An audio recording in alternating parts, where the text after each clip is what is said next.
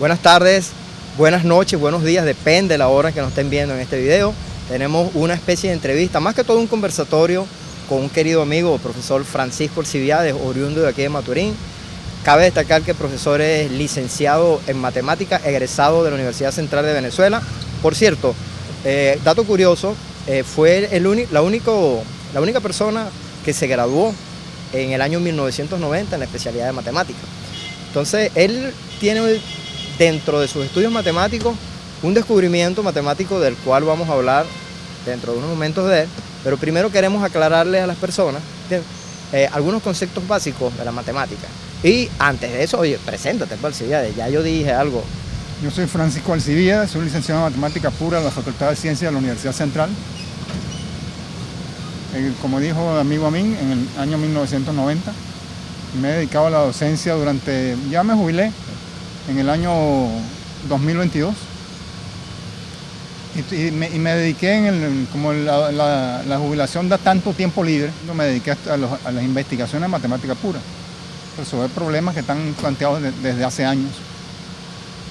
Ok, yo conozco un poco de tu investigación porque de verdad que en esos conversatorios que nosotros teníamos en la plaza, hablando de tantas cosas de la vida y de lo que pasa, la situación aquí en Venezuela y eso, tuve la oportunidad de ayudarte, te vi que tenías un trabajo muy interesante y me parece que debemos explicar primero los conceptos básicos para que la gente que no es entendida en matemática lo entienda. Yo no soy entendido en matemática, yo soy licenciado en administración, conozco algo porque estudié ingeniería en sistemas. Alcibiades, explícame, ¿qué son los números o cómo se pueden definir los números? Porque resulta que un mismo número, así como a mí me pueden identificar como una persona que vive en Maturín, como que soy un ser humano, como que vive en el continente, un número, por ejemplo, el 5, puede tener varios nombres. No solamente es un número, sino que pertenece a un conjunto de números. Primero debemos hablar de algo, que es la rama de la matemática que se encarga de estudiar esto. Hay una rama de la matemática que es la teoría de números, que se encarga de estudiar los números enteros. O sea que los números que vamos a hablar durante toda esta conversación que vamos a tener van a ser números enteros. No va a haber decimales, no va a haber fracciones, no va a haber raíces, nada de eso. Solamente números enteros. Lo que me preguntaba era sobre los posibles nombres, porque entiendo que un número natural también puede ser un número compuesto, también puede ser un número primo, como sí. Tú puedes ser Francisco Alcibiades, pero también eres el profesor Francisco Alcibiades, como también eres el profesor Francisco Alcibiades, ser humano del planeta Tierra, que es el único sitio donde hay seres humanos. Los números enteros se dividen en dos partes, los enteros positivos y los enteros negativos. El 0 no es un número entero ni positivo ni negativo. Y los enteros positivos se llaman los números naturales. Se llaman naturales porque se pueden contar con los dedos, 1, 2, 3, 4 y seguir así, de manera natural. Y entre los números naturales están los que se pueden descomponer como producto de otros dos y los que no se pueden descomponer como producto de otros dos. Ok, perfecto. Esos números que se pueden descomponer, tengo entendido que hay unos que se llaman números compuestos y los que no son compuestos son números primos. Explícame qué son los números compuestos y qué son los números primos para que las personas que nos están viendo y escuchando tengan una orientación más amplia de lo que vamos a hablar. Los números compuestos son los que se pueden descomponer como producto. Por ejemplo, 15 es un número compuesto, se puede escribir como 3 por 5. Los números primos no se pueden descomponer como producto de otros dos, como el número 13, por ejemplo, el número 101, el número 1783, que fue el año en que nació nuestro libertador. Ese es un número primo. No hay dos números que al multiplicarlos nos den ni 13, nos den 101, nos den 1783. Ellos se llaman primos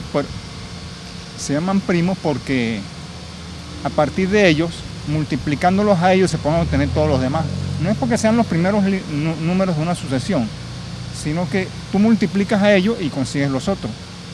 Ok, cuando yo estudié bachillerato, en aquellos años, 1989, 1990, se nos enseñaron, por ejemplo, un número compuesto, el número 12, y ese número para sacar, se podía componer en números primos.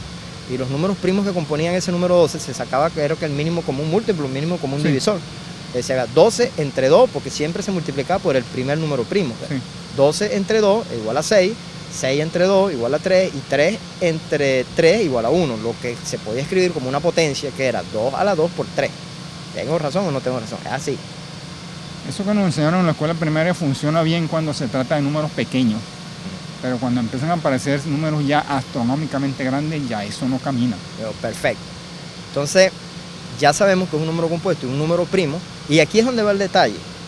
porque los números primos lo descubrieron los griegos lo plantearon. Háblame un poquito de eso.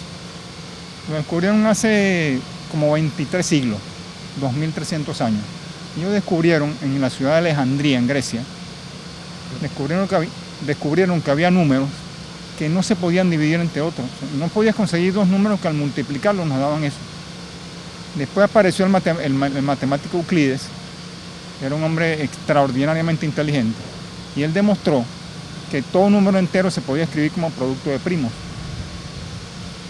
Y por eso que se llaman primos, porque ellos son primero que los demás. Usando a ellos primero que a los otros, tú los multiplicas y consigues todos los otros. Ok, entonces el 1 no es número primo. No. Y los números primos tienen que ser mayor que 1. Mayores que 1, y hay algunos especiales que cumplen con algunas propiedades. Por ejemplo, el número 2 es el único primo que es par.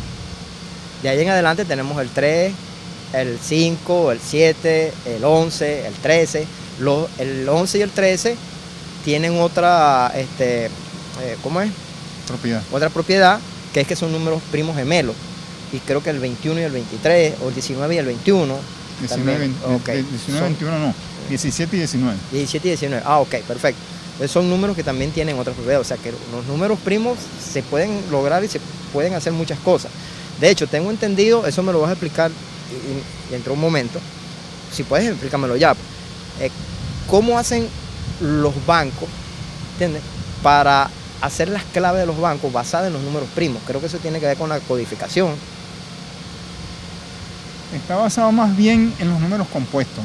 O sea, las claves de los bancos son unos números compuestos que descifrar la clave consiste en hallar los números que al multiplicarlos nos dan ese número compuesto. Claro, esos son números muy grandes y la descomposición, eso no es nada fácil. Eso requiere un cálculo muy complicado, por eso que las claves de los bancos son seguras. En ese sentido que no es fácil de descifrarlo, descomponerlo. Sí. También hay otra cosa que queríamos ir adelantando, que es el sistema binario, que es que todos los números se pueden representar con ceros y unos. Y el sistema binario es el que utiliza las computadoras, o fue como lograron programar las computadoras con el lenguaje de máquinas, luego se transformó en el lenguaje ensamblador, y de ahí los demás lenguajes de alto nivel o de nivel medio, por ejemplo C, el lenguaje C++, COBOL, que es el que utilizan los bancos. Bien, ya eso es entrando en la rama de la ingeniería, pero para que vean que la matemática, los números primos, tiene que ver mucho con la programación. Entonces, ahora vamos a hablar de tu investigación, porque de verdad que lo que yo vi ahí, lo que leí, lo que tú me estuviste explicando, para mí es algo, espectacular, que va a cambiar el mundo y que va a cambiar, por lo menos los libros de matemáticas tienen que cambiarlo. Y creo que tú puedes ser merecedor de un premio por investigaciones matemáticas. Tú me vas a explicar cómo se llama tu trabajo, ¿entiendes? Y en qué consiste ese trabajo.